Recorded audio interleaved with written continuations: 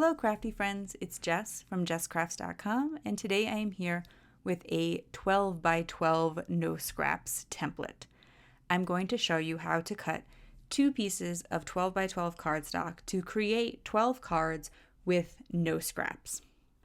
I created a template, a PDF, to go along with this so you can download it. It will tell you exactly how to cut each and every little piece, what piece the card sketch or which sketch the piece goes with, and it will show you the sketch to show you how you can assemble it. Of course, you can mix all this up a little to how it suits you.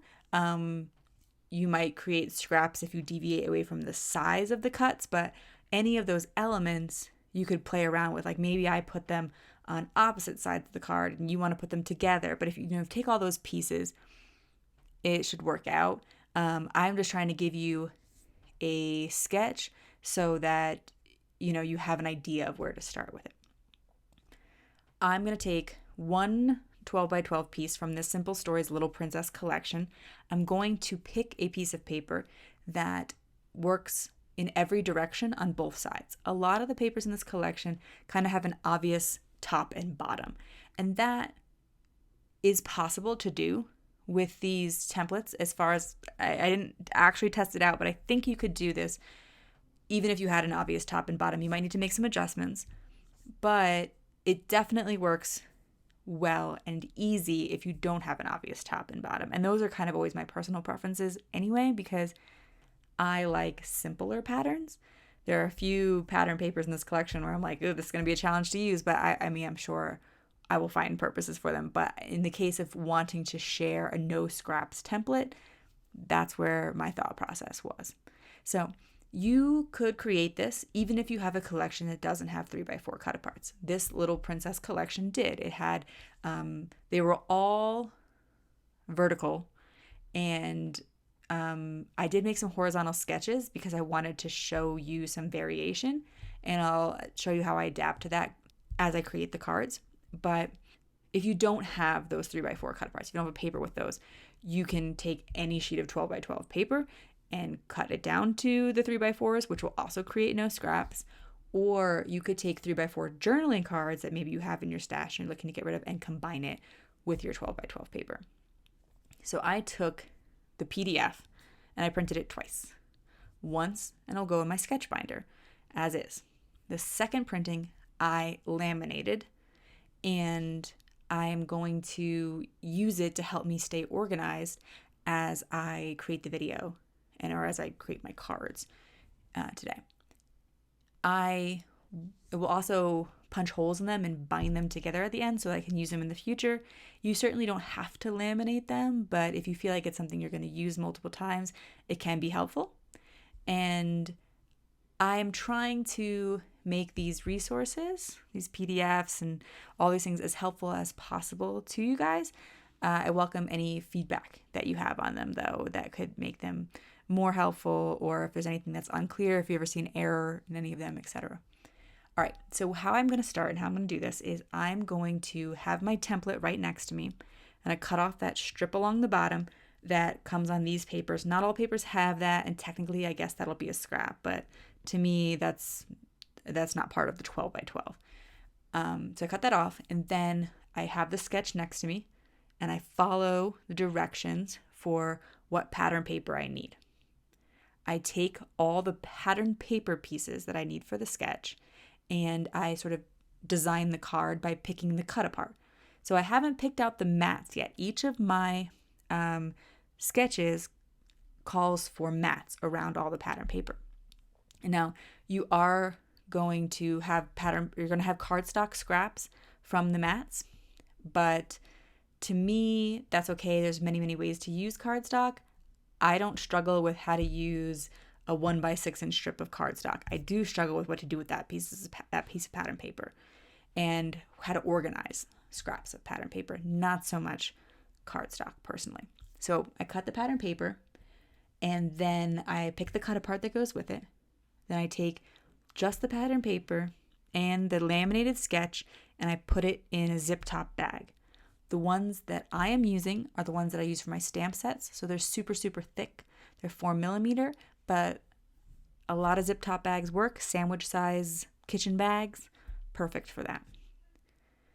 I will link you to the ones that I use though, just because I know people have asked about it because they like that idea of a nice thick one. For this particular sketch, I wanted to start trying to mix it up a bit. A lot of my one sheet wonders so far have just been squares and rectangles because that's the most obvious way to have no scraps, is to keep all those pieces in those big solid chunks like that. And if you cut a circle, potentially you're left with the scrap around the circle. However, in this case, I thought, well, if I design a card that the 3x4, cut apart or whatever, that will cover the circle, then I can use that circle on another card and get an interesting element. So that was my thought process there. Now, on this particular set, there were a couple of cards on the cut aparts that they, as is, didn't really work for me. The one that I'm about to design, on the other side, it says happily ever after. Well, that's not quite the kind of thing that I want for one of my cards. I could see that could work on a wedding card, for instance. But most of my cards get donated to various organizations, particularly organizations that serve children. And just because I like making kid cards, it's kind of my thing. I just like cutesy, it's my style. But if you ever want to know about donating your cards, there's a link in the video description or on my blog, Card Drive Resources page. And it will give you organizations that you can donate your cards to. There will be jokes there that you can print out and add to your cards if you don't know what to say on them. And each organization will tell you, do they need envelopes or whatever their requirements are. Anyway, so how I approach that. I could always just flip it over to the back because these are double-sided. But maybe you don't have double-sided ones. So what I'm doing here is I'm just covering the words happily ever after with this particular image. So these are die cuts that you can purchase that coordinate with this particular collection. You could, of course, just use stamps. I picked out the die cuts and I bought them because I appreciated the diversity available in the die cuts. It's a little bit in the stickers, but the die cuts were the best example. They had princesses that were of many different skin tones, races, etc. And even other variations of diversity, like there was a princess with glasses. For instance, I wear glasses, so I would have liked to see that as a kid. I get it, glasses weren't around in the, 1500s where Cinderella was based or whatever. I don't know the dates there. But it's really nice to see yourself reflected in the card that you get. And therefore, I have always made a point, because again, I donate my cards and I know that a diverse number of people are being served by them. I want them to see themselves in my cards, even if it's not historically accurate or whatever. So that's my logic there. And I wanted to support Simple Stories because I appreciated that they are thinking about that kind of thing, that they are bringing diversity to their products. And I hope that they will continue to. And I hope the industry in general will continue to offer diverse images, diverse stamps, etc. And I will continue to support those people and call them out for doing it because that's what I want as a crafter. Okay, off my soapbox or whatever there. But anyway, I was able to cover up the words by adding those die cuts. You don't have the die cuts, use stamps, flip to their side, whatever. Okay, so here's where I'm able to use that circle. I took some circle dies from Cat Scrappiness because these are they're called never-ending circles, where there's just circles that are slightly bigger, slightly bigger, slightly bigger. I knew I'd be able to cut a mat really easily because there's so many circles in that collection. Hero Arts makes something similar. I think they're called infinity dies. There's a lot of kits of them out there. I really recommend picking up a set like that. I know a lot of people who watch my channel are crafters who don't have super big stashes, and others have every die you could ever imagine. But I like to sometimes keep it simple and just show you what you can do with a small number of supplies. However, I really consider circle dies to be a pretty basic supply. And if it's something you don't have yet in your collection, I think it's worth having. I think it lets you do a lot of things for a relatively small investment. So here again, I'm trying to use these princesses to cover this up. And it's also getting me the advantage of being able to turn that card landscape. It was originally portrait, and that's how the words were facing. But I wanted to make some landscape cards just to mix it up and provide you additional ideas, because I know not everyone is going to have just portrait cut-aparts. This particular collection only had portrait cut-aparts, but I've had many collections that have had a mix of the two. So this one, I really like. I liked the rainbow design, and I thought the words were nice, but it didn't quite feel like a sentiment yet. So it says brave, sweet, kind. And I thought, well, maybe some of these, the sticker pack that I also purchased, again, just because I really liked this collection, had some sayings. And I thought, well, maybe I can combine a saying from the sticker with those. I was thinking even something as simple as you are brave, sweet, kind would have been perfect, but they didn't have something that said that. But instead I ultimately picked one that said a princess checklist and then brave, sweet, kind. It's a little bit of an odd sentiment, but I think it'll work. Now that I've designed my 3x4s, I kind of know what I want to do with it. I put it in the bag with the pattern paper, and I'm ready to move on to the next one. I tried to do a mix of really simple sketches with some that are maybe a little bit more detailed and finicky. Particularly the last one is going to be my hardest one. And as I assemble it, I'll talk a little bit about some of the challenges that it presents. But I thought it'd be nice and help you to use it up a little bit more quickly if some of them were really simple and quick to put together.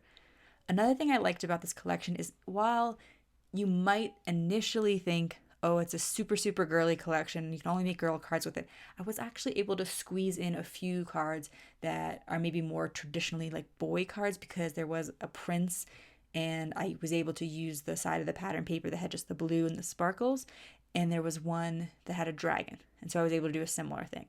And I kind of appreciate that there was at least a little bit of that in there so that you can mix it up. I think that the tower there even could be either gender depending on how you combined everything else with it. When you cut the triangle for the last sketch, in order to position it on the card the way the sketch calls for, you can only use one side. If you want to flip it over, it kind of changes where the triangle has to go. So that might be a little bit tricky. You might have to do a little bit. There was a couple of times though where I mixed up the sketches, and that's what I want you all to feel encouraged to do. Like, I'm just providing a suggestion. I'm just, for that time that you don't want to think at all, you could just, cut everything and go right the way the sketch says to do it and all that. But it's really easy to mix up some of the elements as well. I am, as I said, all this templates and everything are going to be available over on my blog, but some people have been sharing some of the things that they've done with my sketches, and I just really appreciate that. I love seeing your cards, especially the ones that you've made based on the sketches and the resources that I've shared. So thank you to all those who have. I did start adding a little thing about like a hashtag or how to tag me on Instagram if that's where you're sharing, but always feel free to leave in the comments, etc. It's just, to me, the purpose of my channel, or this point in my channel, is to share what I love and to share crafting, but also to help you get crafting. That's why I'm taking the time to build all of these resources, to make these available over on my blog, because I want you to use all of that beautiful paper that you've bought, or all of those beautiful stamps that you've bought. And so, yeah, I really appreciate it when you guys share with me. And I hope that you continue to find these resources helpful. Let's take a real brief minute here to say this is probably going to be my last video before Christmas. So Merry Christmas to everyone who celebrates, and thank you to everyone who's been sharing holiday wishes with me in the comments. Okay, so as I assemble some of these cards, I off-screen cut all the mats because this video would take forever if I shared everything, but I did want to share a little bit about me assembling and talking about that process for me. As I assemble, I'm going to keep the sketch next to me. When I was cutting the mats, just add this, I can take all those mat pieces as well and put them in the bags, and I could do all of this assembly off camera or out of my craft room. I know someone recently mentioned like it's perfect for camping. I thought it was a great idea, like when you're on vacation and like or a quick weekend getaway and you're just trying to relax, then having these all bagged up and just assembling them while you are, enjoying the outdoors, etc. Like that could be fun. Going outside to your backyard and just enjoying some fresh air while you craft. But if they were all in a bag, you won't have to bring all your craft stuff out there.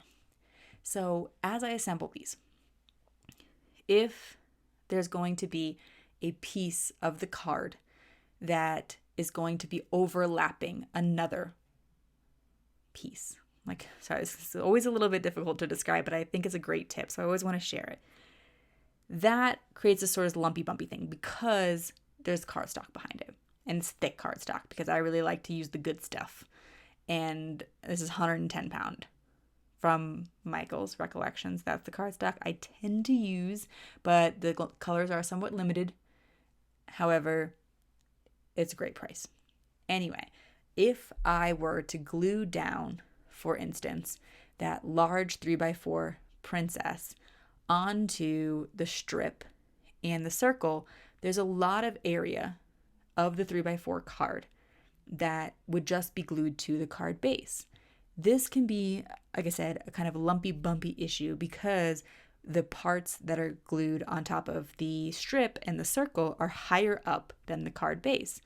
So in order to compensate for that, I'm going to take a scrap of cardstock that I created from cutting all these mats, and I'm going to use it. So like, for instance, in this particular sketch, in the top right-hand corner, that piece of the 3x4 card would be sitting directly on the card base, and the bottom and the left side would be sitting on the circle. So they're going to need just a little bit of support in that top right corner, which I use a scrap of cardstock to do. Some people, I asked about this in another video, and I'll just mention again. I am planning on making a video about the ATG tape glider because I know that a lot of people love it, but a lot of people feel like there's some challenges with it. And I just wanted to share because I have been so happy with mine for so long. And to me, it's like certainly a huge go-to adhesive. I wanted to just share a video about it, how to use it, how to load it, any tips or tricks that I have. So if you have trouble with your ATG, please leave me a comment. Let me know what you have trouble with because maybe I can help in that video. But I just wanted to spend some time getting some ideas so I know what to address in that video. Now here's another instance where I mixed up the sketch. The sketch calls for the vertical, for the horizontal, and here I have a vertical element. So I'm just going to turn the sketch. You could even mix up the elements, like if I wanted the circle to still be on top of my saying rather than on the bottom, I could have just shifted the circle and shifted everything down. But in this case, I just turned it on its side to keep it easy and to make it a little more obvious. When you look at the card, how it relates to the sketch.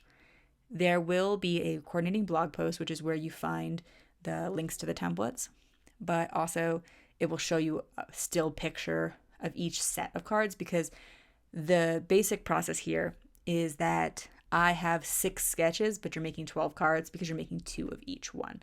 I don't think I explicitly said that before in the video, but for the sake of keeping it easy, I thought it was better to design less sketches, keep things easy on myself. Okay, so this is the last card. This is where things got a bit tricky for me. I wanted to incorporate new shapes. I didn't want to just do rectangles and squares. I wanted to try some triangles. But matting a triangle can be difficult because there's some considerations of the angles. If you have a square triangle or an equilateral triangle that is the same on all sides, I'm wondering if I'm using math terms correctly now. If you cut a triangle from a square, you can make a mat that's bigger and also cut it on the diagonal and it will work. But here, this is not a square originally. Originally, it was a rectangular shape. And so if I were to just cut a different, slightly larger rectangular shape as a mat, as I glue it on, as you saw there, it's not going to line up perfectly. I am going to be sharing a one sheet wonder soon, and I use I cut my triangle from a square, and it works out much easier. But what I'm going to say in the sketch is cut your mat to this size rectangle and then trim it on the diagonal. But in reality, you're going to do that, and then you're going to have to trim down further, which is what I just did there. I matted the triangle onto the triangle mat, and as you saw, part of it was wider and part of it was skinnier or narrower. There's the word for it. And you had to do some further trimming. There's a math formula behind it. Like, you can learn how to cut the triangle such that it works out. However, I'm not good with geometry. I try, in terms of creating all these shapes and thinking about all the ways the pattern paper works together. Like, I sort of get that part of it, but, sorry, I was having a little bit of trouble there with my ATG, but it's just because it was running low. Sometimes it's a bit more sticky, and that's something that I'll address in that video too. But I don't know the perfect formula, and I don't know that it's even easily explainable in a sketch like that, where I have 2 lines to tell you what to do. But if you cut that rectangle to the slightly larger size that I say to cut it to in the sketch, you can then trim it down to a mat that will work. So I just want to be really upfront about that, just because, if you cut it exactly the way I say, you're going to be like, Jess, that doesn't work. The math is not there. I have this big giant piece. What happened? I just want you to know it's not a perfect measurement. It's a starting point that will get you where you need to go. And you're going to have to just spend a little bit more time on that. And that's why, again, I wanted it to be such that not all the cards were that kind of thing. All right, so there's when my ATG glider runs out for completely. Nice thing is, I always have my Barely Arts glue on hand, and it does a great job of gluing together paper and cardstock without warping it.